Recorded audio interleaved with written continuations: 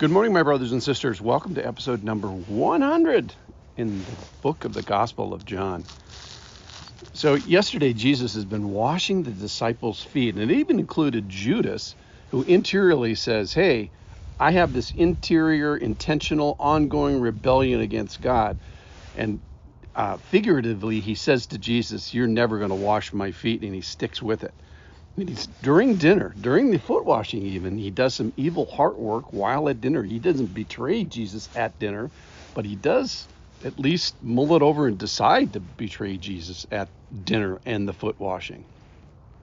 And that foot washing also includes Peter, who says at first, similarly, you're never going to wash my feet. But then after, Jesus rebukes him and says, if I don't wash your feet, you have no share with me.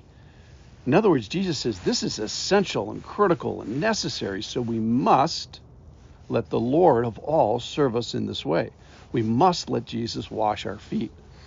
So first Peter says never, and then he says, well, how about right now?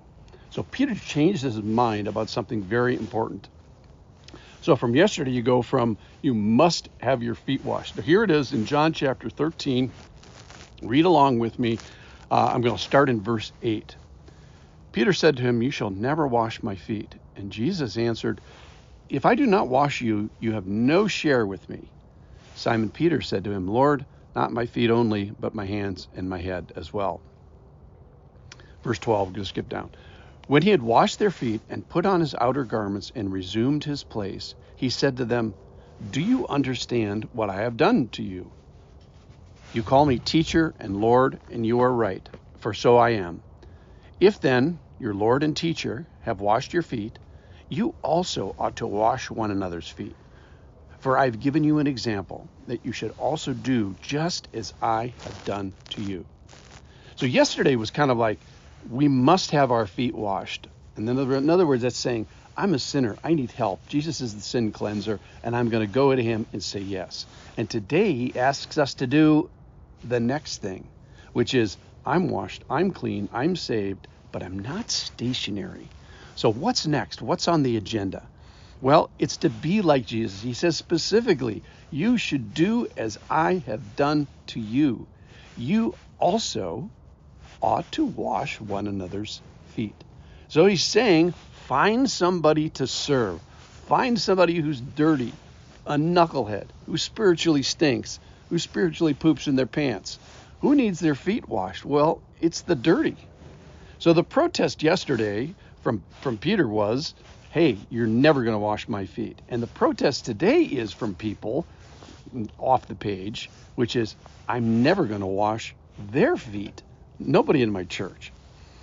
So having your feet washed by Jesus is absolutely essential. It's one of the pillars of Christianity. It's one of the must-dos. In fact, Jesus says, if I do not wash you, you have no share with me. So you cannot be a Christian without Jesus having washed your feet.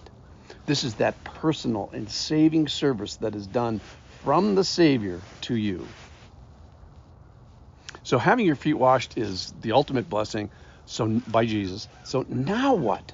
Well, are we blessed so we can just sit on our tukish and I'd say, I made it, I'm in the kingdom, I'm adopted by the king, my sins are taken care of, I'm good? No.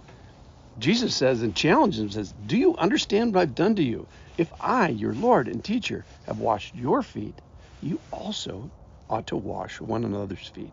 For I have given you an example that you should do as I have done to you. So in the big picture, we can't wash another's sins away. That's obviously definitely part above our pay grade. But what is not above our pay grade is the service part. It's step one after you walk into the door of a church on day one. So service is the engine that makes the church run.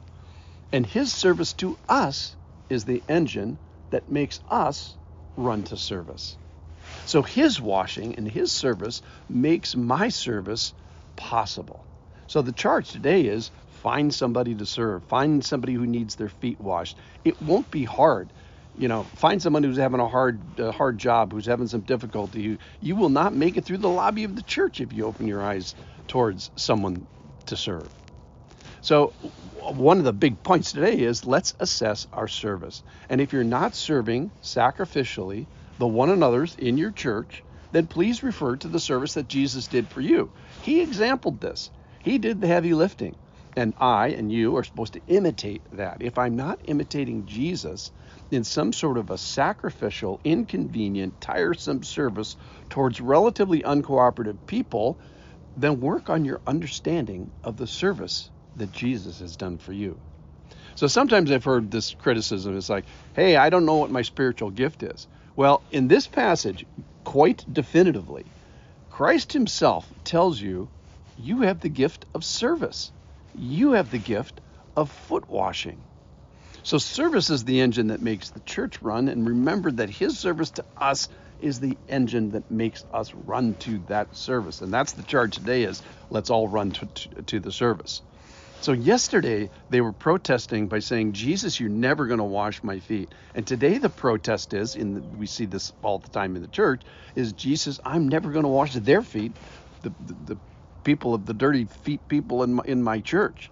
But Jesus says, no, I had the gift of service for you, and you have the gift of service. I am giving you this gift of service. Says who? Says Jesus.